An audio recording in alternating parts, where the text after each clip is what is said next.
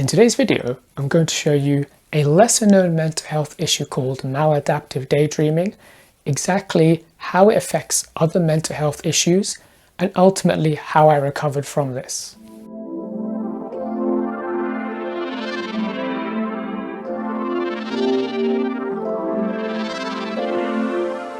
Hi, and welcome back to Mental Health Power.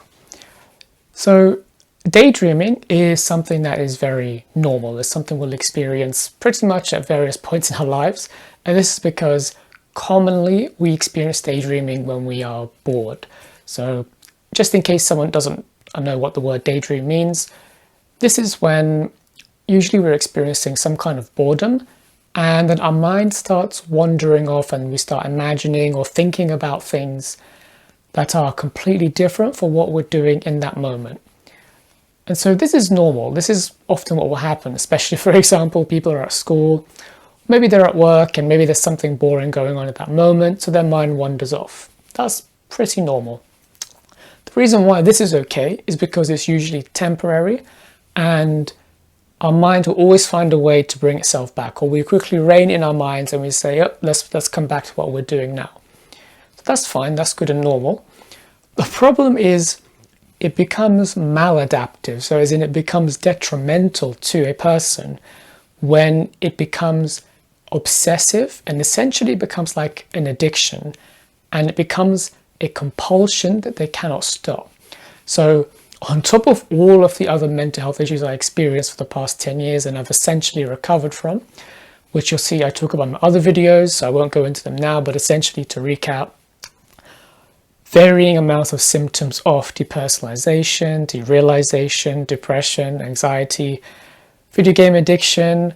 There's probably others, but I can't remember them, but you'll see in the videos. On top of all of that, I was also experiencing maladaptive daydreaming. And so this is ultimately how it worked for me, and I believe it's essentially the same for others. So at some point, a person who has maladaptive daydreaming will experience, let's say, strong negative feelings or an experience that is difficult to process and is overwhelming.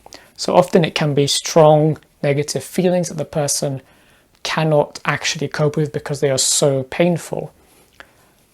So for me, this then would lead to the dissociative disorder that I had, which was depersonalization, derealization. So those symptoms would get worse.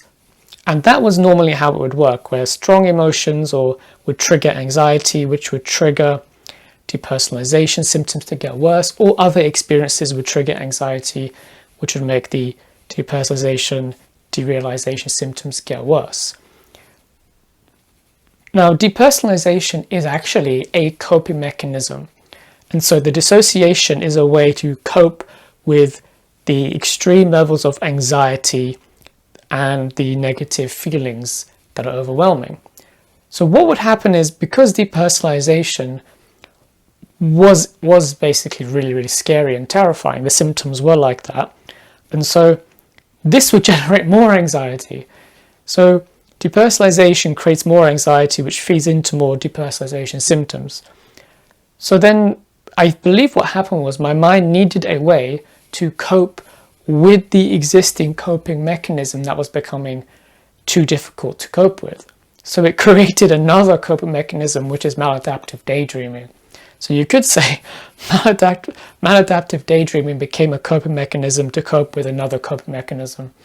So you have strong negative feelings, which would trigger anxiety and also depression. More anxiety and depression, which would trigger more depersonalization symptoms, which will trigger daydreaming. So then my mind will start wandering off to escape these experiences. So when the daydreaming would happen, eventually I would come back to reality and realize, oh God, I was daydreaming for I don't know how long. So it caused me to lose focus, to forget things because I wouldn't be concentrating, and then to lose time. So I'd experience missing time where it'd feel like time just vanished. And that's because I wouldn't always realize that I had been daydreaming. So sometimes, because depersonalization also created memory loss, and I went into that in another video, I'll put a link up here, I would forget that I had actually just been daydreaming. So it would create the illusion that time had vanished. And so that would then lead to and feed into, either in that moment or later on, more of these negative feelings that were overwhelming, which would continue this cycle going on and on. So essentially, maladaptive daydreaming is a coping mechanism. It's a way for our minds to deal, and essentially it's a form of dissociation, because you're taking yourself out of reality for that moment. And so for some people, it can get to the point where they can waste hours and hours in the day in their daydreams, because the reality they're experiencing, for whatever reason, whether internal or external reality or both, is too difficult to cope with. So it's too stressful. And so what I did discover is it wasn't just, for me at least, it's probably the same for others, it wasn't just a coping mechanism to escape from reality, or it gets really weird when depersonalization is already a way to escape reality. So then the maladaptive daydreaming is a way to escape that unreality. Yeah, that's weird. Let's not get into that. So I also discovered it wasn't just a way to escape those experiences. It was also a way to meet an unmet need. And it wasn't just to escape. Because I eventually, after many years, when I started to really become more and more self-aware, and I was really into mindfulness practices, I started to notice a pattern in the types of daydreams I was having. And so ultimately, a lot of these daydreams were either daydreams that were making me feel safe in that moment or validated, and there were various other ones, but those are the two I noticed: safety and validation. So over the years, I realized, right, these are the things that I must need, not just the escape, but also there must be underlying issues, which meant that those needs were met. So really, the way that I've essentially overcome this, and I do actually realize that this is still a minor issue now. It's not maladaptive, thankfully.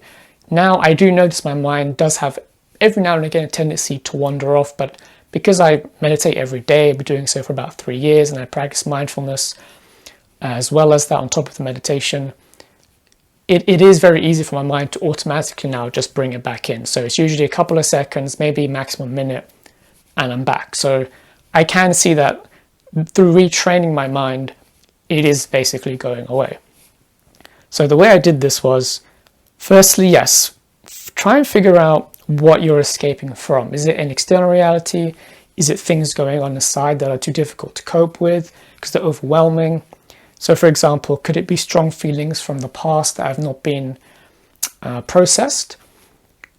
And also check, are the maladaptive daydreams you're having, if you have this experience, is there a pattern in what you're daydreaming of? Is there some kind of unmet need that it's meeting? So you need to deal with the underlying issues first, so the things that are causing these coping mechanisms to appear. Because until we can understand what is creating these strong negative feelings, then this cycle will probably still continue. So really we have to remove the underlying issues. So things like therapy are really the best way, or start talking to people about these experiences. And so once this was removed, once these underlying issues were removed, the thing is that the habit still kind of remained. And I think this is because I experienced this for just so long that now it was a habit in my mind, to an extent even after these underlying issues were resolved.